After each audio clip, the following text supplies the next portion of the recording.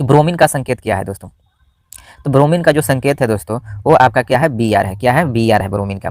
अगर ब्रोमीन का बात किया जाए तो इसका परमाणु क्रमांक जो है वो 35 है और परमाणु जो भार है वो 80 है दोस्तों।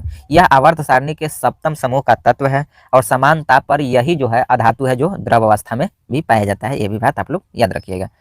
अब बात करते हैं कि चिपको आंदोलन। चिपको जो आंदोलन है इनके जनक कौन है। तो ये जो चिपको जो आंदोलन है ये दोस्तों उत्तराखंड के गढ़वाल क्षेत्र में चमोली जिले के रेनी गांव में 1900 कब हुआ था, 1973 में ये आंदोलन शुरू हुआ था। तब यह उत्तर प्रदेश का हिस्सा हुआ करता था और चिपको आंदोलन भारत के वन संरक्षण आंदोलन था जिसे सुंदरलाल बहुगुणा साहब ने इसे बहुत अच्छे से नेतृत्व किए थे।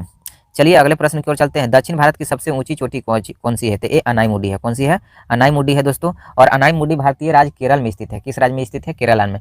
यह पश्चिमी घाट और दक्षिण भारत की सबसे ऊंची चोटी है। यह पश्चिमी घाट और दक्षिण भारत की सबसे ऊंची चोटी है और इसकी जो ऊंचाई है वो 2695 मीटर है दोस्तों। याद रखिए 2695 मीटर है। यह इसलिए माने फेमस है कि यह चोटी जो है एशिया की सबसे बड़ी चोटी जीवित एशिया हाथी आबादी के साथ नीलगिरी तहर और गौर का घर है। माने यहाँ हाथियों के लिए भी ये फेमस है। यह पर्वत हाथी के सिर के आकार के लिए भी प्रसिद्ध है। याद रखिएगा। आइए अगले प्रश्न को चलते हैं। अगला जो प्रश्न होम रूल लीग की स्थापना किसने किया था। तो होम रूल लीग की स्थापना जो किए थे बाल गंगाधर तिलक और एनी बेसेंट साहब ने किए थे। और इसका बॉम्बे में होम रूल लीग की स्थापना का गठन बाल गंगाधर तिलक ने किए थे और जो ऐसे होम रूल लीग की स्थापना जो किए थे वो एनी बेसेंट ने किए थे। और इसकी स्थापना जो हुआ था वो 28 अप्रैल 1916 में हुआ था। कब हुआ था, 1916 में मद्रास में हुआ था। अगर बाल गंगाधर तिलक जी का बात किया जाए तो यह भारतीय स्वतंत्रता कार्यकर्ता थे। इन्होंने लोकप्रिय रूप से लोकमान तिलक भी कहा जाता था। बाल गंगाधर तिलक ने अपनी मराठी अखबार केसरी में अंग्रेजों के खिलाफ कई लेख प्रकाशित किए। बर्मा के मांडले में तिलक को 1908 से 1914 तक 6 साल की जेल की सजा भी सुनाई गई थी। और आर्कटिक होम ऑफ आर्यन और गीता रहस्य दो ऐसी इनकी किताबें हैं जो बहुत ही फेमस है। याद रखिएगा।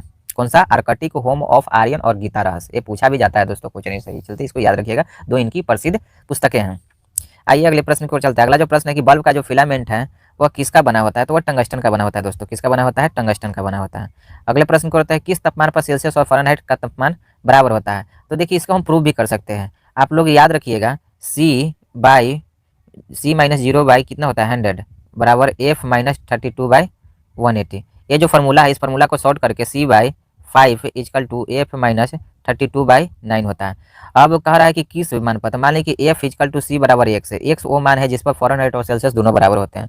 अब C की जगह पर x भर दीजिए /5 और F की जगह पर भी x भर दीजिए और -32/9। अब इसे क्रॉस मल्टीप्लिकेशन करेंगे तो क्रॉस मल्टीप्लिकेशन करें 9 में x है तो कितना हो जाएगा 9x, 5 में x है तो 5x हो जाएगा और 32 में 5 से इंटू कीजिएगा तो कितना हो जाएगा 160।